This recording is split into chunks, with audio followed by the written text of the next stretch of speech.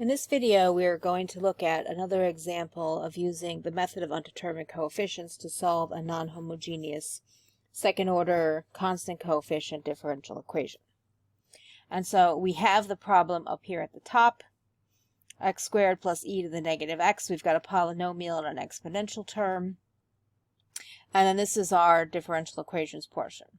And so again, as before, we're going to have to solve the homogeneous function first because we want to make sure that there are no solutions of the homogeneous portion that are repeated in the undetermined coefficients portion.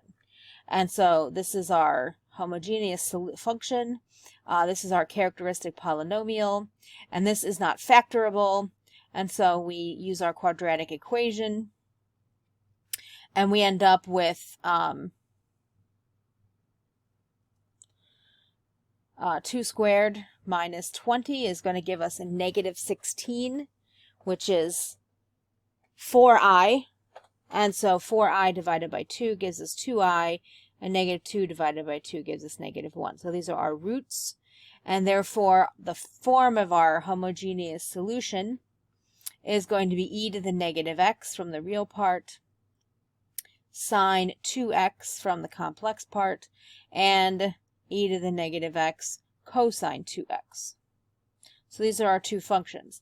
Now these two homogeneous functions don't look anything like our forcing function, and so they won't have any impact. We don't have to worry about multiplying by x. So we're simply going to guess our function based on the forcing terms. Now for the x squared term, we can't only guess a to the x squared. Because as soon as I take a derivative, I get an x. And then when I take a second derivative, I get a constant. So when you're dealing with a polynomial, you have to guess all of the terms all the way down. So we saw with the trig functions, you have to guess both sine and cosine, because when you take the derivative sine, you get a cosine and vice versa. So same thing here, the polynomial you guess all the way down. So ax squared plus bx plus c. Now the exponential, e to the negative x, will just turn into a constant multiple of itself. So you only need to guess de to the negative x. And then in order to plug these into our differential equation, we need to take the derivatives. So the derivative of this is 2ax plus b, and the c disappears, and negative d times e to the negative x. And then the double prime, we get 2a, b disappears, and we get back to positive de to the negative x. And so now we're going to take these three functions, these three expressions, and we're going to plug them in to our differential equation.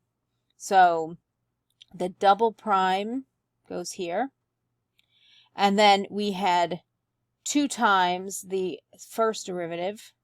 So here's our first derivative. 2 times this is 4a, and 2b, and 2 times is negative 2d. And then finally we had 5 times the original guess. And so 5ax squared and 5bx and 5c and 5de to the negative x is equal to our original forcing function. And then remember, what we need to do is we need to now collect the terms. We need to collect all the x squared terms together. We need to collect all the x terms together. We need to collect all the constants together. And we'll need to collect all the e to the negative x terms together, because we need to equate them on each side of the equation. So on this side of the equation, I have only 5ax squared equal to 1ax squared. So 5a is equal to 1. On the x terms, I've got an x here, and I've got an x here, so 4a plus 5b, but I have no x terms on this side of the equation. So those two coefficients are going to have to cancel each other out. And then I have constants. So I have this constant out here, and I've got this constant right here, and I've got this constant right here. So 2a plus 5b plus 5c has to equal 0 because there's no constants on this side of the equation. And then the e to the negative x terms, I collect this, and I collect this, and I collect this, and 1 minus 2 plus 5 gives me 4, and there's only a 1 over here. So 2 of these equations are super easy to solve. 4d equals 1 means d is 1/4, and 5a equals 1 means a is 1/5. And so then from there, you don't even have to use linear algebra.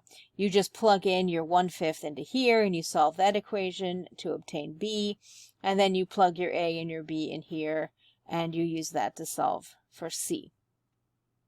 And so plugging those in with our initial guesses, we end up with ax squared plus bx plus c plus de to the negative x. So this is our particular solution for this particular forcing function, and then combined with the homogeneous solution, we get our general solution, which we can then use if we had initial conditions to solve for C1 and C2.